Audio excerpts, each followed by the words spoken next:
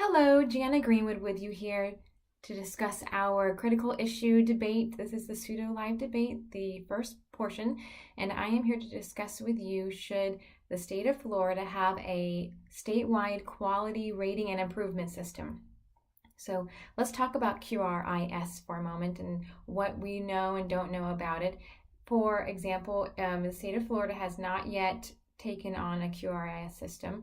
However, certain counties have, as well as a variety of states, Louisiana, North Carolina, New York, Massachusetts, California, several states have taken on the QRIS system when they've seen the benefits for it. But let's go back to QRIS.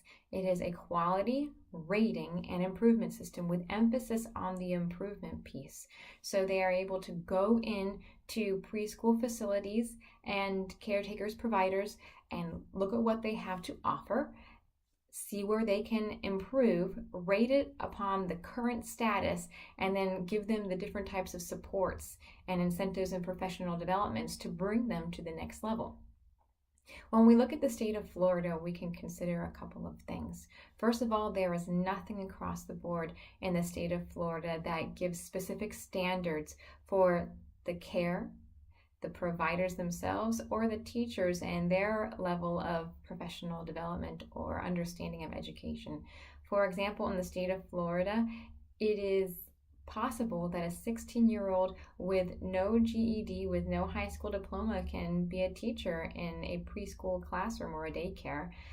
Even an 18-year-old with no additional CDA or AA can go ahead and become a teacher as well in a preschool or daycare. So those are kind of some inconsistencies, and we see those inconsistencies specifically when looking at risk children. So we see those social economic status, the neighborhoods that are on the lower end of the spectrum have more chance of having teachers that are 16, 18 years old with no experience in teaching at all. Whereas in the higher socioeconomic status neighborhoods, you're going to be seeing teachers with AAs, CDAs, bachelor's degrees, so on and so forth. So real inconsistencies in the quality of education provided. And that is where QRIS kind of steps in and says, well, wait a minute, there has to be some type of standard for education. We know with research that those years are the really informative years of 0 to 5, and even more specifically 0 to 3. Those are the big stepping stones where a lot of that knowledge base and the sponge and the brain absorbing all the information, if there are not specific things in place at that time, it's going to be a very large struggle for those children to be successful down the road in education, in their educational career, as well as in adulthood. So one of the greatest difficulties facing QRIS and preschools before QRIS comes in is the federal funding. So a lot of providers are private. Some are in-home, and there's a versus a public nature of some facilities where there's funding for elementary schools and high schools, but we're not seeing that on that preschool level. So if a facility wants to have a high quality teacher, they're going to obviously need to pay that teacher more.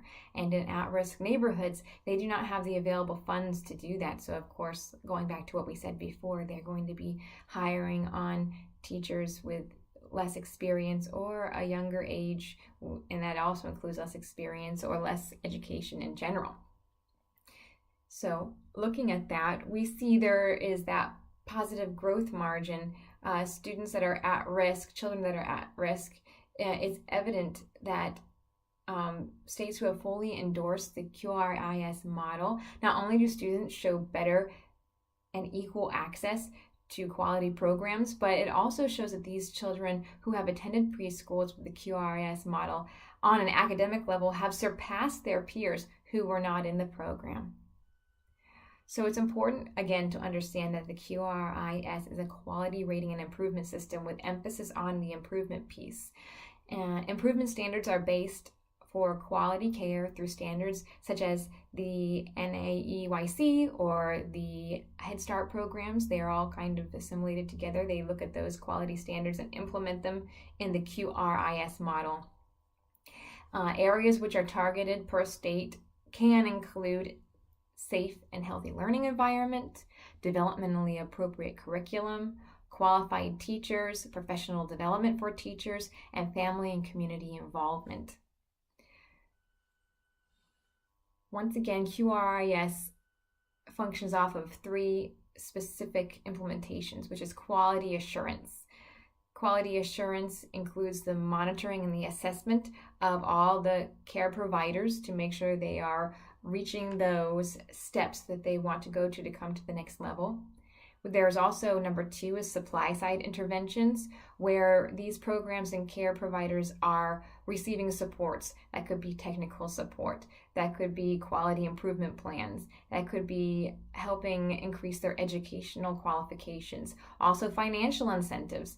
So if we are a care provider that was at necessarily a 2-star and they go to a 3-star, then they will be able to have a higher payout per margin of their students and percentage, an increase to subsidize that cost for getting higher qualified teachers, for example.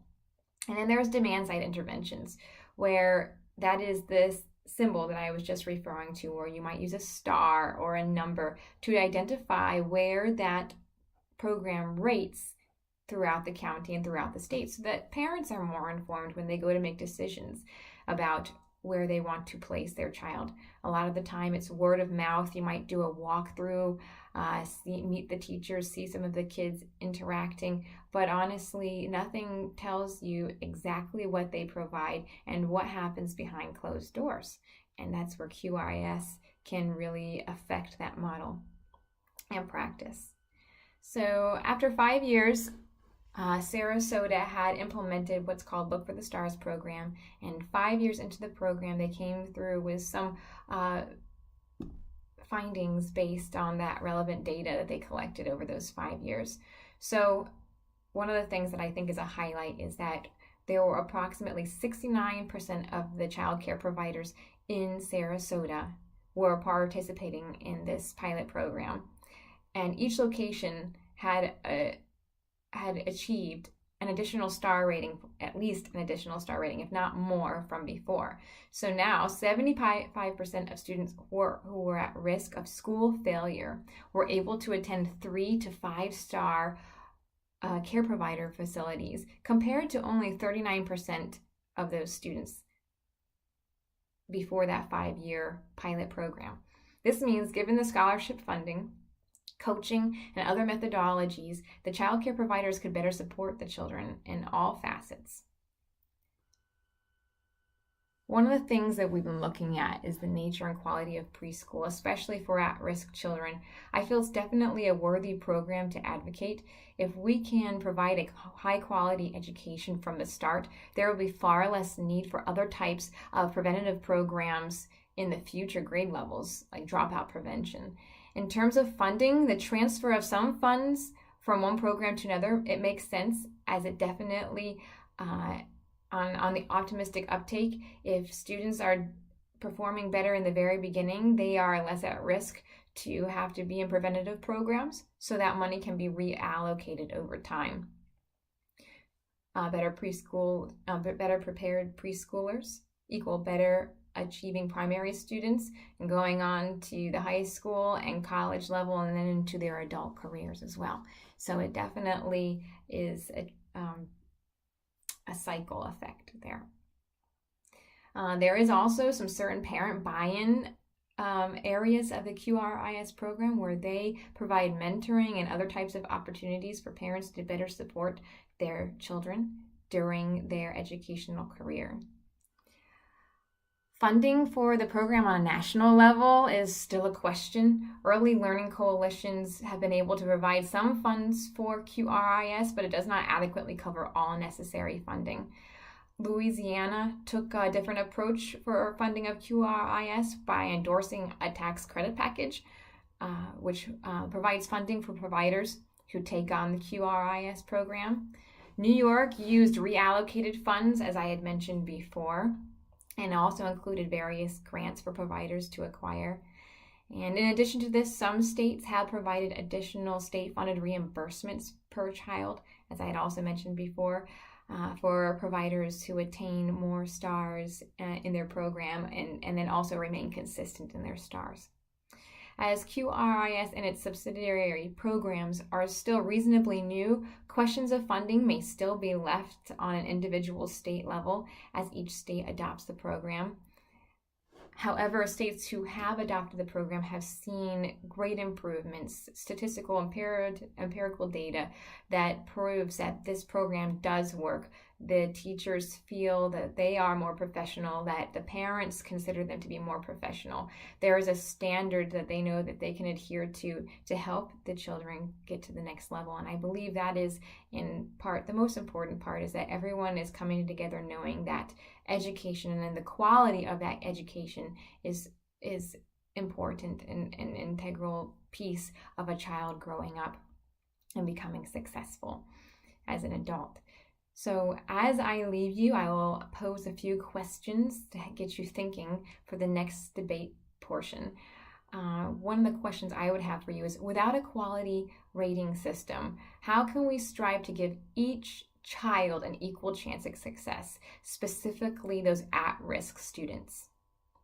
And another thing I would ask you is, if your child's childcare facility was ranked a 1-star or a 2-star, wouldn't you want to know that? And wouldn't you want to know specifically what that means and where they are going to bring themselves to the next level? And also, I would ask you, do you believe parents have the right to know the quality of their childcare and what their children are receiving? Another question I would ask you is, what do you feel is the biggest challenge facing the enactment of QRIS in the state of Florida? And lastly, I would like to ask you, if you could provide feedback for QRIS, what elements would you add or would you change to make QRIS a more successful model for the state of Florida? All right, those are my questions for you, and that's a little history of QRIS. I hope this provided you lots of information. Please also check out my website for additional information. There's lots of good stuff on there to help you better understand QRIS, as well as a little quiz if you're into checking your knowledge base on that. All right, thank you very much. Bye.